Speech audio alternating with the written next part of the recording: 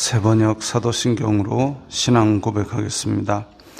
저는 전능하신 아버지 하나님 천지의 창조주를 믿습니다. 저는 그분의 유일하신 아들 우리 주 예수 그리스도를 믿습니다. 그분은 성령으로 잉태되어 동정녀 마리아에게서 나시고 본디오 빌라도에게 고난을 받아 십자가에 못 박혀 죽으시고 장사된 지 사흘 만에 죽은 자 가운데서 다시 살아나셨으며 하늘에 오르시어 전능하신 아버지 하나님 우편에 앉아 계시다가 거기로부터 살아있는 자와 죽은 자를 심판하러 오십니다. 저는 성령을 믿으며 거룩한 공교회와 성도의 교제와 죄를 용서받는 것과 몸의 부활과 영생을 믿습니다. 아멘. 거룩하신 아버지 하나님 감사합니다. 간밤에도 편히 쉬게 해주시고 새벽에 기도하는 자리에 불러주시니 감사합니다. 이 시간 저희들이 마음 중심으로 주님을 경외하게 하여 주시옵소서. 예수님 이름으로 기도드리옵나이다. 아멘. 찬송가 531장입니다. 531장입니다.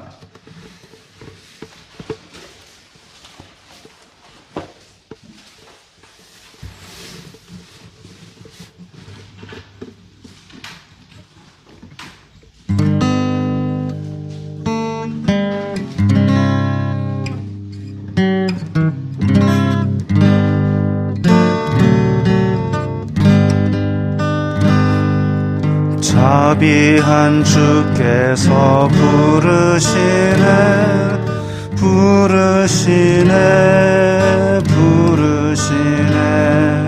사랑의 햇빛을 왜 안 받고 점점 더 멀리 가나 지금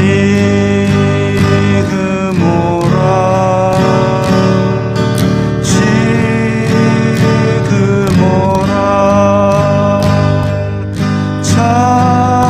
자비한 주께로 지금 나오라 고달파 지친 자 싫어하네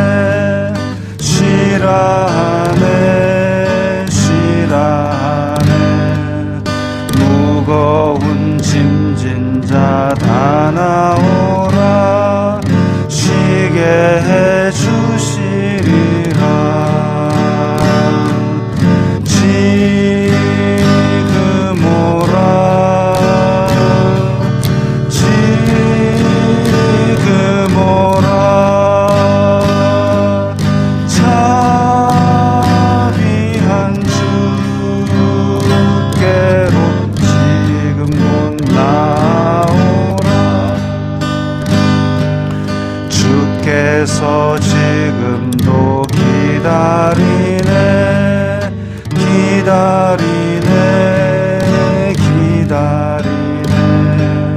죄짐을 가지고 다 나오라 어서 주 앞에 오라 지금 오라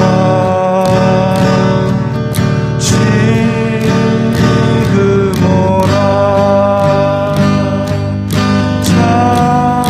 자비한 주께로 지금 곧 나오라 주님의 소리를 들어보라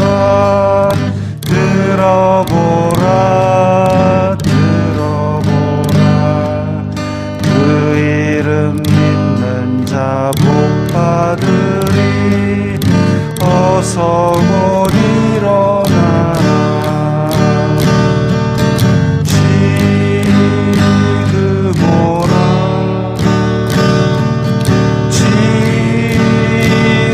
오라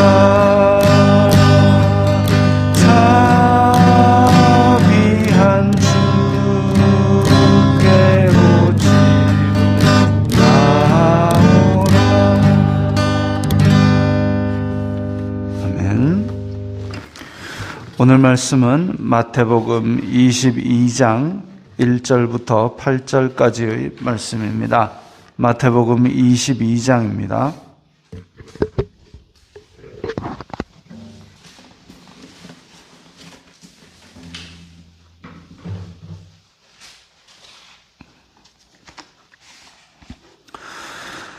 마태복음 22장 1절부터 8절까지의 말씀 함께 읽겠습니다.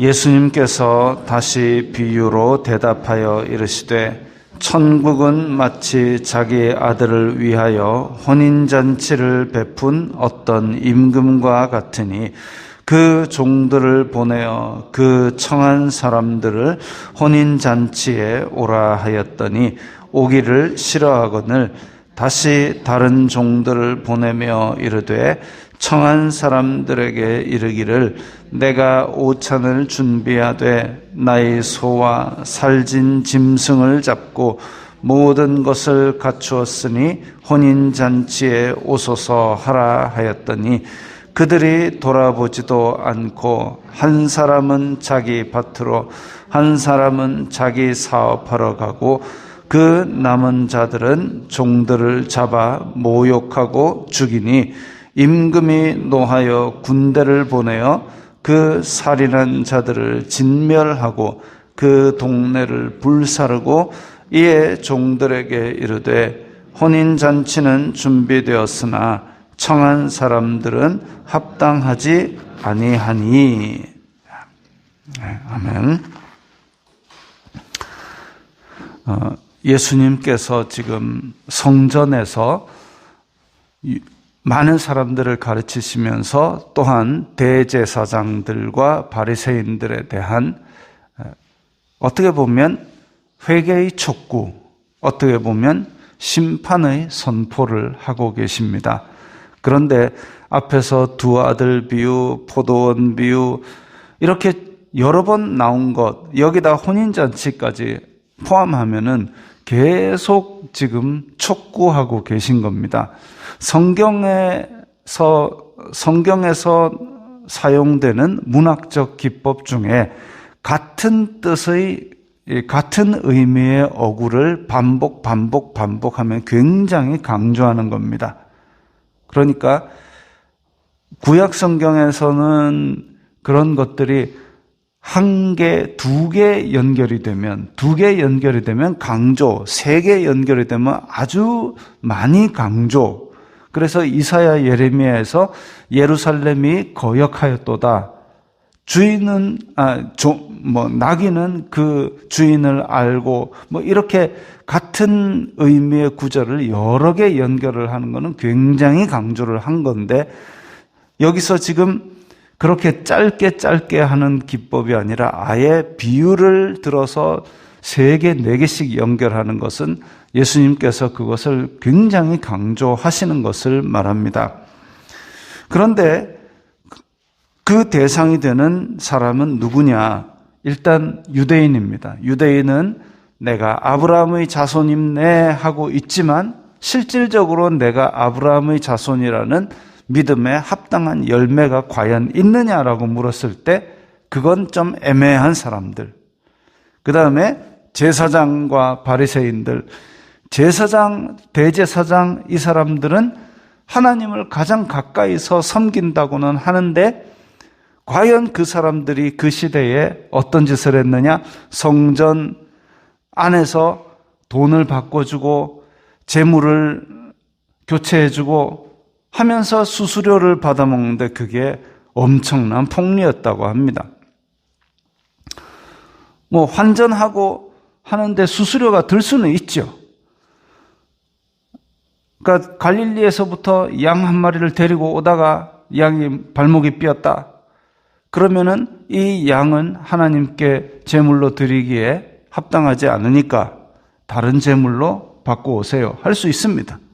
그래서 예루살렘에서 그런 제물의 수요를 충당하기 위해서 많은 양들을 기르는 지역도 있었으니까요. 어떤 사람들은 그래서 양을 애써 데려오지 않고 돈을 가져와서 여기서 제물을 삽니다. 그럴 수 있습니다. 그러나 그게 성전 앞마당에서 이루어지는 것은 아니다 이거죠. 그런데 거기에다가 멀쩡한 짐승을 가져와도 꼽혀치고 새로운 짐승으로 하라 그래놓고 훨씬 비싸게 그 짐승을 팔아먹는다. 이건 나쁜 놈들이죠. 그래서 예수님께서 그 상을 뒤엎으면서 너희들은 지금 기도하는 집이 아니라 강도 소굴을 만들었다라고 이야기를 했습니다. 그리고 바리새인들은 모든 삶의 영역에 모든 마을에 다 퍼져 살면서 하나님의 말씀을 일상생활에서 어떻게 지킬 것인가를 가르쳐주는 사람들이었는데, 이 사람들이 겉으로 율법을 지키는 모양새를 내는 거는 좋지만 진짜 하나님을 경외하는 마음 없이 사람들에게 보이기 위한 율법만 지키는 그런 모양새를 나타냈습니다. 목사가 잘못하면 바리새인 되기 굉장히 쉽습니다. 어떤 부분이냐면 성경을 읽을 때에 정말 이것이 나에게 주는 하나님의 말씀이다라고 읽어야 되는데, 성경을 읽으면서 요거는 설교할 때 이렇게 해야지, 남에게 갖다 줄 생각만 하지 내가 그 말씀에 하나님을 생각하지 않는 그런, 그야말로 바리새인 같은 그런 묵상을 하고 앉았는 거죠. 그리고 유대인이나 제사장이나 바리새인, 그리고 또 하나 오늘 이 시대에 살아가는 우리들에게는 어떤 의미가 있느냐 하면, 먼저 복음을 듣고 교회를 다니는 사람들. 유대인들처럼 나는 아브라함의 자손, 근데 지금 나는 제사장처럼 하나님을 가장 가까이서 섬기는 사람, 그런데 실제로는 성전에서는, 또 바리새인들처럼 하나님의 율법을 지키는 일상생활 속의 사람, 그러나 나의 일상생활 속에서 말씀은 어디 갔느냐 이거죠. 말씀을 안다고 하면서 말씀 가지고 다른 사람들의 행실을 지적하고 정죄하고 비난하고, 아이고 저러면 안 되는데, 아이고 전 불의한 것들이라고 이야기하면서 내 삶에서는 전혀 그것이 의로운 열매로 나타나지 않는 경우를 종종 봅니다. 그런데 여기에 그런 사람들이 바로 3절에 나오는 그 청한 사람들입니다. 사실 유대인들이, 제사장이, 바리새인들이 하나님의 혼인잔치에 청함을 먼저 받은 사람들입니다. 하나님의 백성으로 선택하신 건 맞긴 맞죠. 그렇게 청한 사람들인데도 불구하고 3절 끝에 보니까 오기를 싫어하거늘 이랬습니다. 잔치에 참여하고 싶은 마음이 없는 겁니다. 나는 왕의 선택을 받은 사람이야는 됐지만 실제로 그 잔치에 들어가고 싶은 마음은 없는 겁니다. 나는 교회에서 이런 거야 하고 간판은 가지고 싶어 하지만 실제로 삶에 있어서 내가 열매를 드러내기는 싫어합니다. 왜 싫어하느냐? 5절에 나옵니다. 그들이 돌아보지도 않고, 그러니까 돌아보지도 않았다는 얘기는 그냥 늘 하던 대로, 그건 신경 쓰지도 않고 내 길이 따로 있다는 얘기입니다. 어떤 사람은 밭으로, 어떤 사람은 자기 사업하러 가고, 그게 뭐냐면 부자 청년처럼 내 벌어놓은 돈이 잔치 가는 것보다 더 좋은 거죠.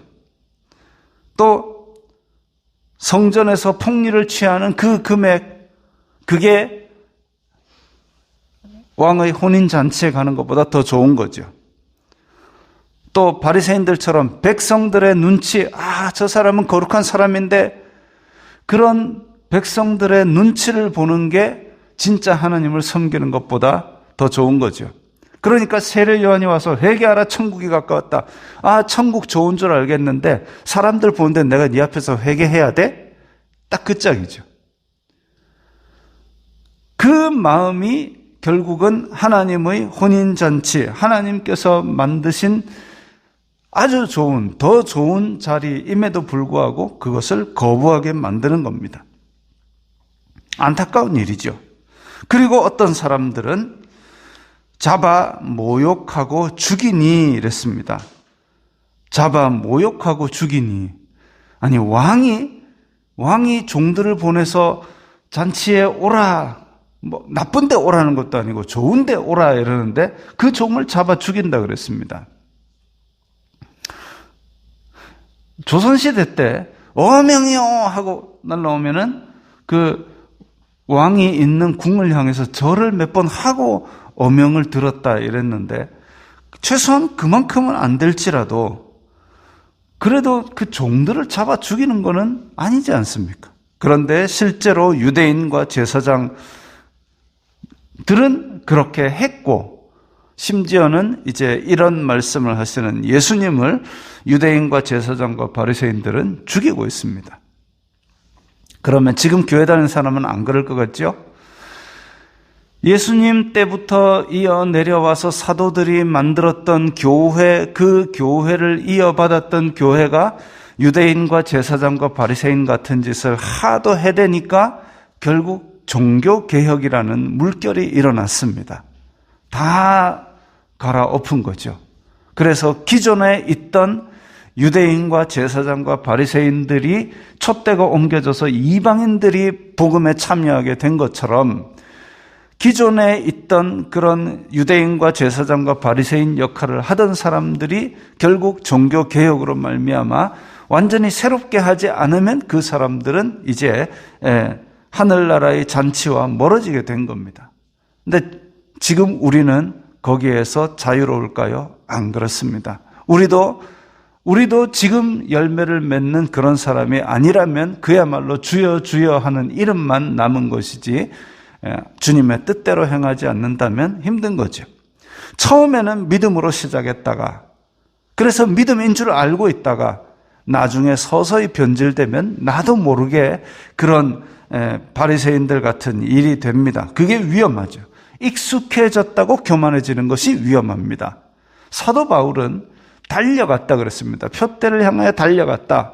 그러다 보니까 처음에는 바울 서신에 처음에 보면 이렇게 하나님의 뜻으로 말미암아 예수 그리스도의 종된 바울은 예수 그리스도의 종이라고 시작을 합니다.